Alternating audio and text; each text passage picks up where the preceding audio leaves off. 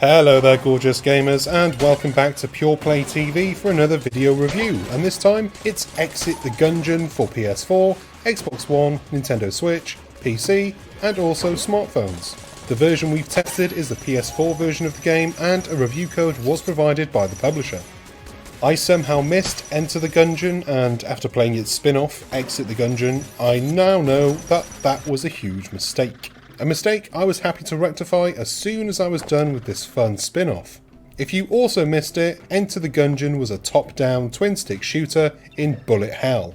Exit the Gungeon still resides in bullet hell, but it ditches the bird's eye view for a 2D side-scrolling version.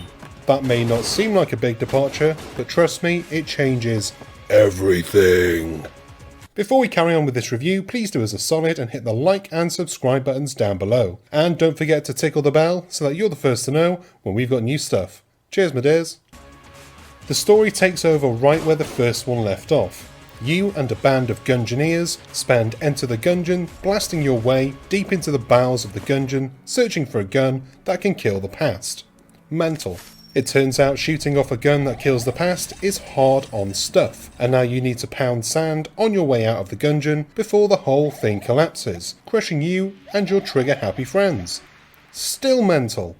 With no time to go back the way you came, you'll need to fight off the last of the gun dead and a slew of bosses, new and old, as you ascend one crazy elevator after another.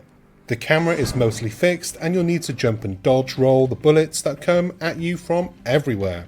The route through the Gungeon is different for each of the 5 Gungeoneers, which manage to keep everything fresh and provide some replayability. No matter which gunslinging sprite you choose, the way to safety is going to be chaos. This chaos is mostly born from the game's decision to randomly change your weapon every 30 seconds. Still bloody mental.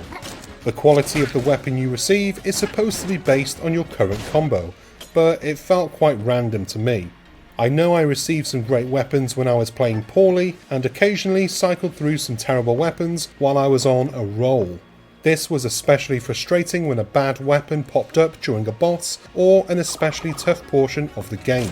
I kept telling myself that if I continued to jump and dodge roll out of harm's way, then the gun in my hand didn't matter. As true as that is, it rarely made me feel better. But it did keep me on my toes, and it was a pretty decent way to force me to play the game differently than I normally would have. The dodge, roll and jump is your best friend and your number one tool for survival. As I mentioned, no matter what weapon you're saddled with, if you take no damage, you'll be fine. Thankfully, the controls are extremely tight and responsive, because the action is intense. As long as you're rolling or in the air, you are safe from harm, which is good, because the harm is literally everywhere.